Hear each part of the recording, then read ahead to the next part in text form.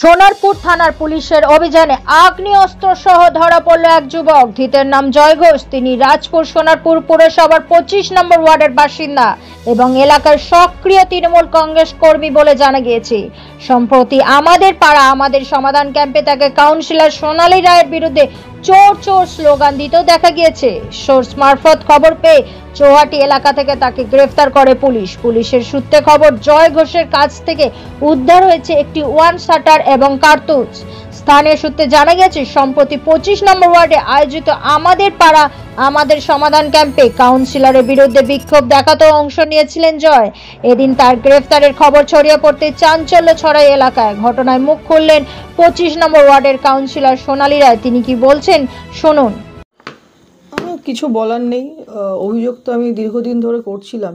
গত মার্চ মাস থেকে সোশ্যাল মিডিয়ায় আমাকে মারধরের হুমকি, 9mm পিস্তল নিয়ে গিয়ে শ্যুট করার হুমকি এসব চলছিল।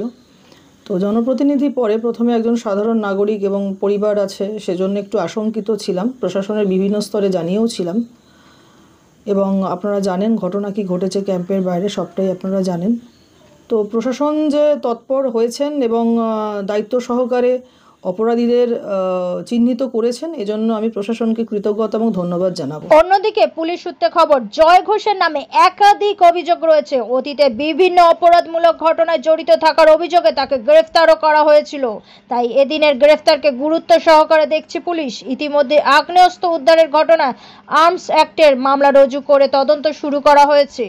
এই ঘটনার পর বিজেপি নেতা সুনীপ দাস রাজ্যের আইন শৃঙ্খলা পরিস্থিতি নিয়ে প্রশ্ন তোলেন। তিনি কি বলছেন শোনাবো। তাহলে এত অবৈধ আগ্নেয়াস্ত্র পশ্চিমবঙ্গে আসছে কোথা?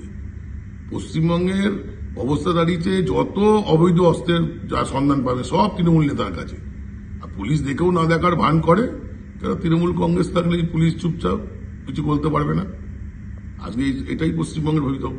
অপরদিকে বাম নেতা সায়ন ব্যানার্জির বক্তব্য, সোনারপুরটা অস্ত্র কারবারিদের জায়গা হয়ে উঠেছে। তিনি কি বলছেন এবার শোনাবো আপনাদেরকে। সোনারপুরটা আস্তে আস্তে অস্ত্র কারবারিদের জায়গা হয়ে যাচ্ছে, সেটা আমাদের কাছে দুশ্চিন্তার, গভীর উদ্বেগের জায়গা। এবং এই সব বিধায়কের ছত্রছায়ায় রয়েছেন। সব পঞ্চায়েত ভোটের সময়তে যত লুটপাট বা হল থেকে ব্যালট লুটপাট, এই সব যত দুষ্কৃতি রয়েছে, এই দুষ্কৃতীদেরকে নিয়েই সোনারপুরে বিধায়কের সংসার চলছে। একদম রাজনৈতিক সংসার চলছে। যত দুষ্কৃতি রয়েছে, অদ্ভুত একটা বিষয়, পুলিশ প্রশাসনকে ব্যবহার করছেন একদিকে বিধায়ক যিনি রয়েছেন, দক্ষিণের বিধায়ক লাভলি মৈত্র, আর অন্যদিকে দুষ্কৃতীদেরকে ব্যবহার করছেন। অস্ত্রসহ জয় ঘোষের গ্রেফতার ঘিরে রাজনৈতিক মহলে শুরু হয়েছে চর্চা। একদিকে শাসক দল থেকে দূরত্ব বজায় রাখার দাবি, অন্যদিকে বিরোধীদের কটাক্ষ। সব মিলে সোনারপুরে ফের উত্তপ্ত রাজনৈতিক পরিবেশ।